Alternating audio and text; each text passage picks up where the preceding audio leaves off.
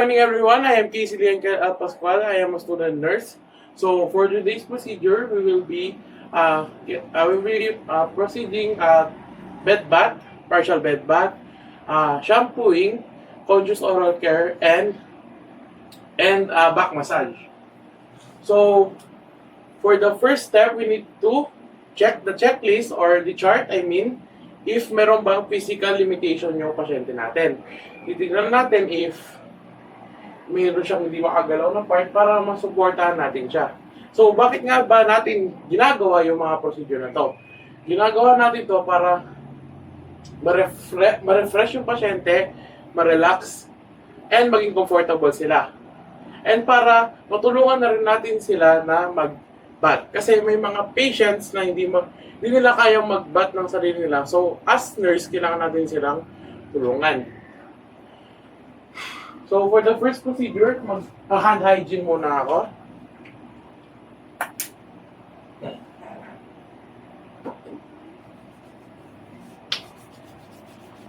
Then, yung mga materials na kinakailangan sa procedure na to, na-prepare ko na to conserve energy and time. Then, I will be putting on the gloves.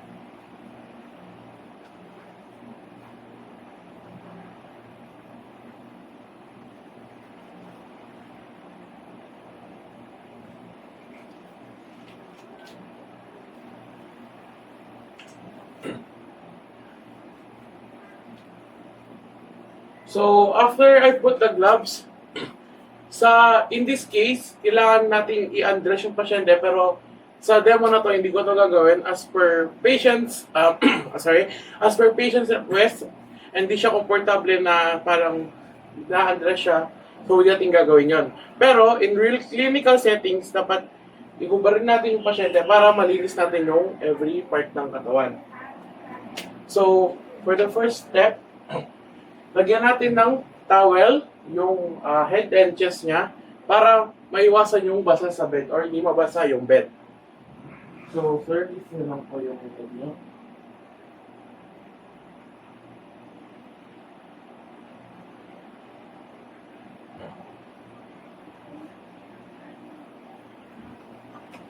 Then, next naman po, we're gonna put this sa chest niya. Then, we're gonna use mini cloth or parang mini towel para sa pag-cleanse or punas ng pasyente natin sa paglilinis.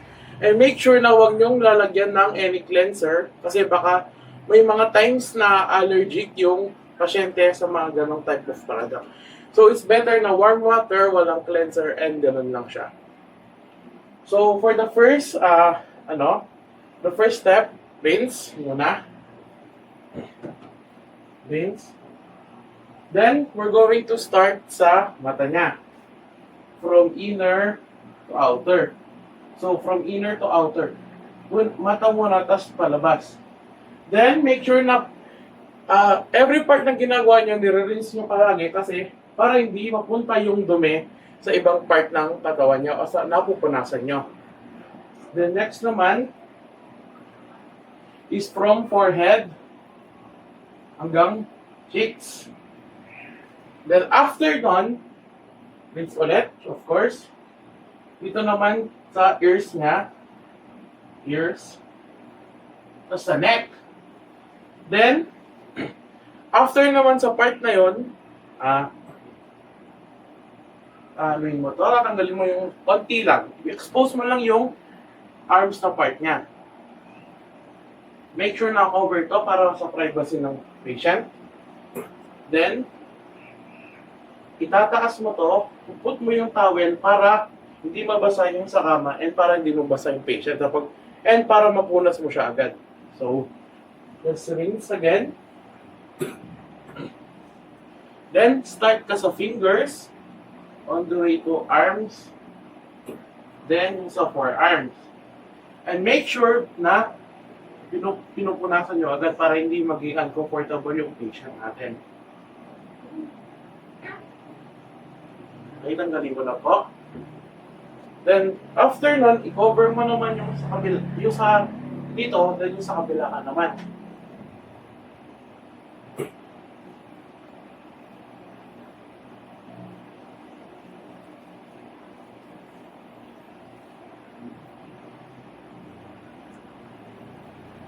Then rinse again.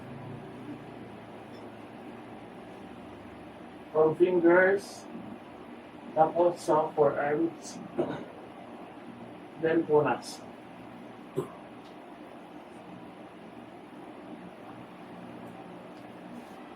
Then next, cover mo siya ulit. Sa legs naman.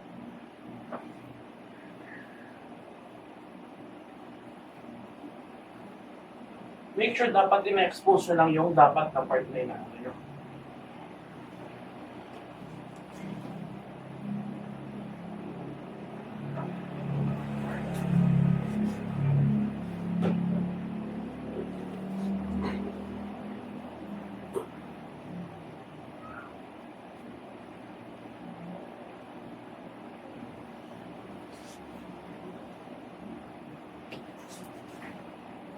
Then after nun, taas natin ito ulit. Yung sa kabila. Expose natin. Yung sa ano lang.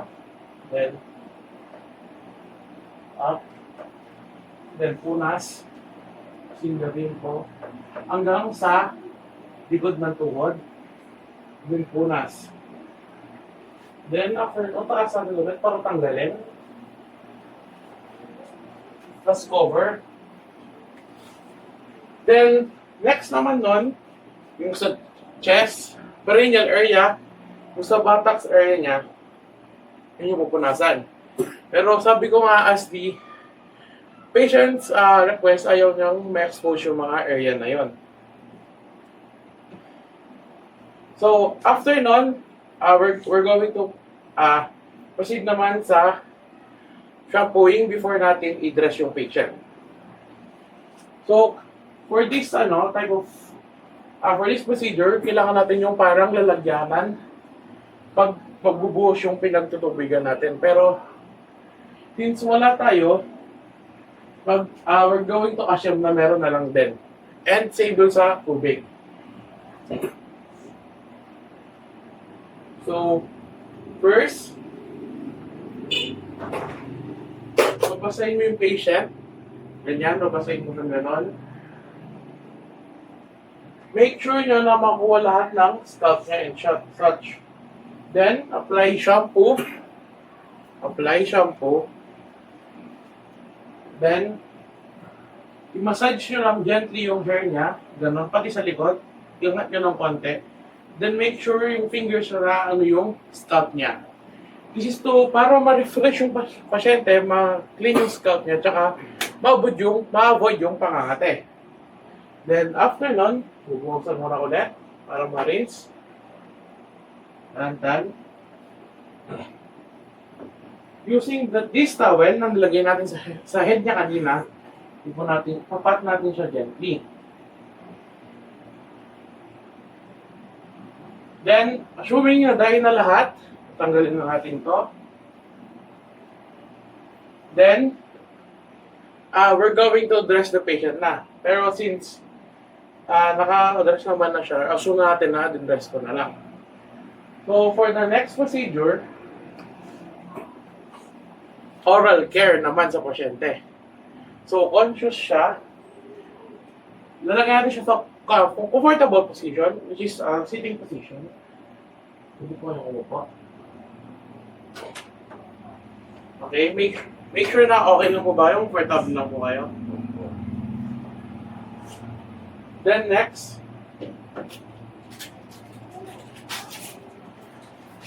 pera nyo siya ng toothbrush, tapos may toothpaste. Then ng baso and water para magmumug siya. So, sir, magmumug muna po kayo. Tapos doon, merong basin na parang doon siya magdudura.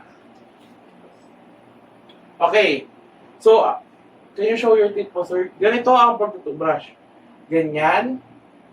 Side to side, up and down, pati yung sa gilid. This is para ma-clean lahat ng teeth and gums.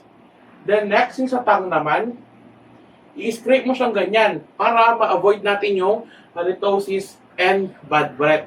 Then, after nito, mamumug mo siya ulit. Tapos, dura. Oh.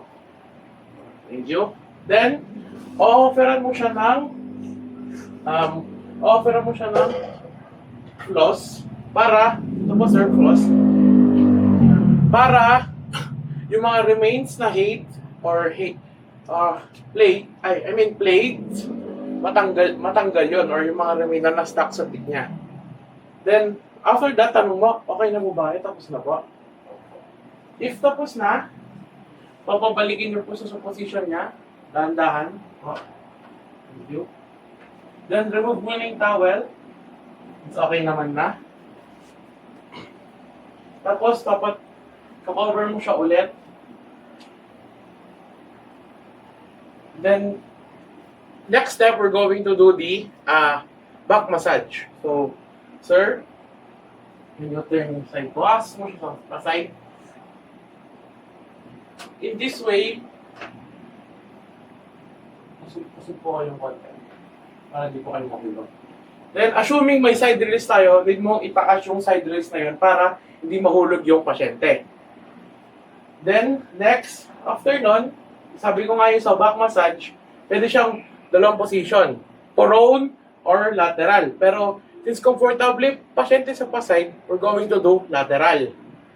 Then, next, after that, we're going to apply lubricant or lotion. You can do this with or without gloves. So, for me, I will do this without gloves na lang para mas smooth yung sa kamay. Then discard. Then apply a lubricant or any lotion, pwede if wala kayo. Then i-expose nyo lang yung sa likod ng pasyente. I-cover nyo pa rin yung sa bandang buttocks niya kasi para yung sa privacy niya. Then, i-smooth mo lang siyang ganon. So, bakit nga ba natin ginagawa to, ang back massage? Para sa refreshment ng patient and para maging good yung flow ng blood niya. Then, assuming tapos na tayo, papabalik mo na, sir.